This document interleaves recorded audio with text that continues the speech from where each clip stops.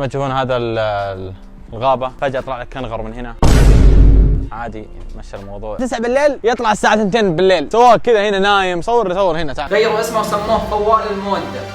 اهلا هل تسمعني؟ نعم ايوه، ان الطقس هنا بارد يا جماعة. السلام عليكم، معكم دايلر مقطع جديد. نهاية السنة، بالعادة كل نهاية سنة اوريكم مقتطفات لاشياء سويتها في السنة، لكن هذه السنة حبيت اني ما اكرر، وبنفس الوقت ما استاهل اني اطلع لكم مقتطفات لاني كنت جدا متخاذل. وعلشان اعوض التخاذل هذا برجع السعودية لو عندي الامكانية. انا ما اقدر اسافر والامور معقدة شوي. قد قلت لكم قبل، الموضوع مش موضوع ما اقدر اروح السعودية، الموضوع موضوع جواز. عندي مشكلة في الجواز. فعليا هذه اول سنتين ما اسافر فيها. تذكروني اول كل اسبوعين كنت اسافر. في الفترة الحالية ما اقدر اسافر، بس ابغى اعوضكم على التخاذل اللي صار بهذه السنة. فبرغم اني ما اقدر اسافر، اليوم بنرجع السعودية. اليوم يا جماعة راح نرجع لنقطة البداية، كيف بديت، وين درست، ايش كنت اسوي الى اخره. انا يا جماعة وعدتكم محتوى بالسعودية، لكني ما اقدر اسافر، خليت صاحبي موسكو يروح لاماكن معينة، اماكن ترعرعت فيها، اماكن درست فيها. فمقطع اليوم راح يكون جدا مميز. اول شيء بنتكلم عنه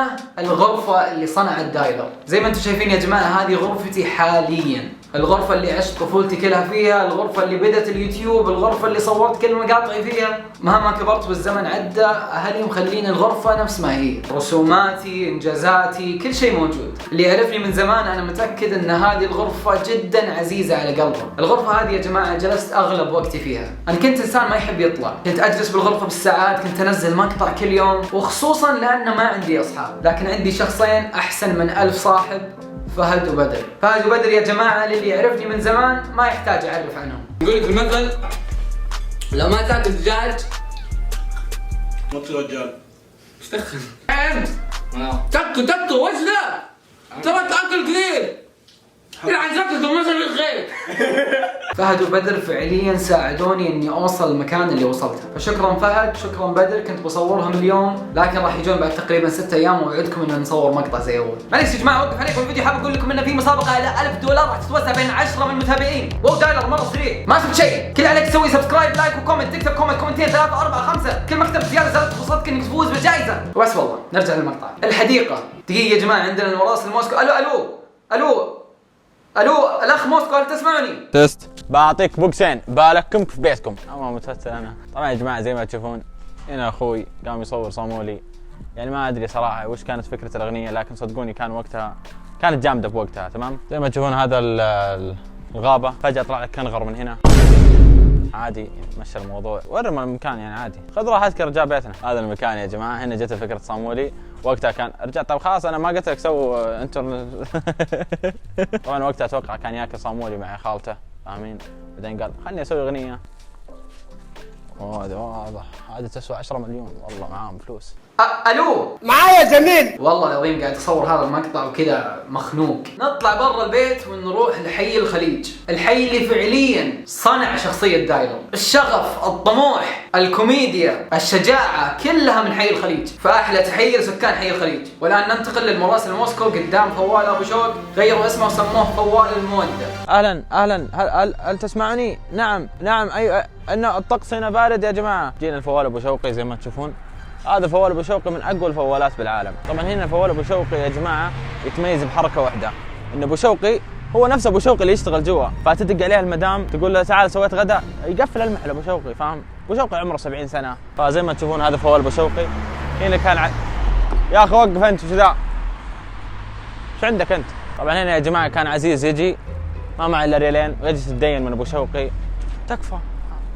طبعا الحين تعالوا بوريكم كيف يا جماعه فوال ابو شوقي الاجواء جوا. تعالوا. طبعا زي ما تشوفون يا جماعه هنا كان عمره عزيز 3 سنوات، يجي يكون تعبان نفسيا، عنده 500,000 مقطع لازم يمنتجه، ياخذ شويه حمضيات وشويه فول من فوال ابو شوقي. مع السلامه فوال ابو شوقي. بس خلاص. المهم يا جماعة خلونا ننتقل إلى المدرسة، مدارس التربية النموذجية. إي نعم يا جماعة، هذه هي المدرسة اللي حشت مخي معلومات. إنني لا اهلا نعم اسمعك. هل تسمعني؟ صوتك متأخر للأخ موسكو. نعم زي ما ترى الآن الطقس معتدل وجميل، بس نواجه بعض المشاكل أخي. طبعا زي ما تشوفون يا جماعة الحين جينا مدرسة عزيزة ابتدائية. هنا كان يتصفق يعني تنمروا عليه 1300 واحد. الحين زي ما تشوفون يا جماعه تصفق والله واجد. الو الاخ موسكو، خذ حقي منهم. انا رجل حكوي. ابو سالم ابو زي ما تشوفون يا جماعه قبل شوي طلع عامل، لا تسالوني كيف. المهم والله جد هنا كان عزيز يدرس، كان دائما يفكر بقناته الاجنبيه، كان يجيه واحد يصفق يكف يقول يورع ما في يوتيوب. والله بس عليهم مدارس يا ود جامده، والله مدارسهم حلوه. فعليا كل افراد العائله من الكبير للصغير درس في مدارس التربيه النموذجيه. المشكله الوحيده اني كنت اتعرض للتنمر، نعم في الابتدائي، لاني كنت يوتيوبر فباقي الطلاب يشوفوني فضائي. انا اتمنى من جميع المدارس يسوون برامج عن التنمر، لان التنمر مو بشيء حلو، بس عادي لان التنمر هذا خلاني شخصيه قويه.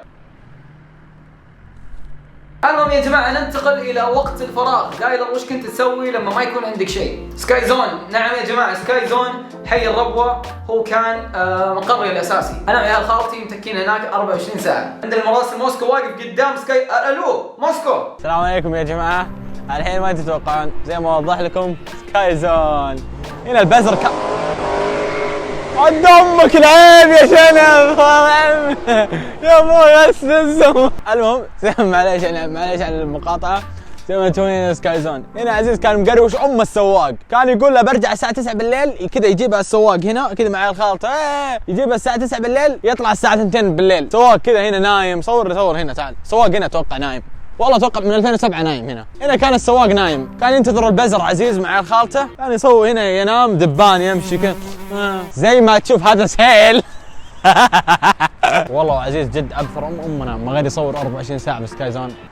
ولا مره سواها، شكلي مو متابع كويس. هذا حرفي، صور حرفي، هذا حرفي يعني من احلى المطاعم اللي عند عزيز. اول طبعا ما كان يدفع، هو كان يدفع السواق. طبعا السواق ما ينزل راتبه، كل شوي ماخذ منه فلوس. زي ما تشوفون هناك في قطو، كان نسل قطو وانا عزيز. تعال شوف كيف ترى قطاوه تعرف بعضها، لا هي سبه.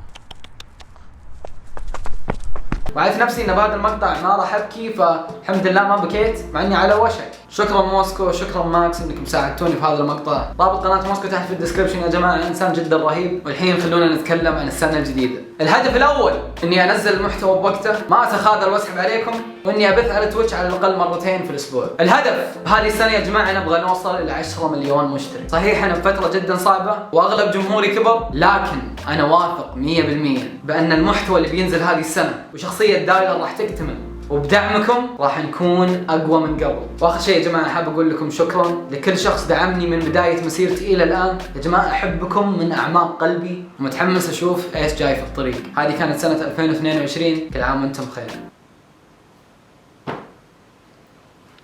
اشترك بالقناه بس بلا 10 مليون بعدين نبغى هالشهر.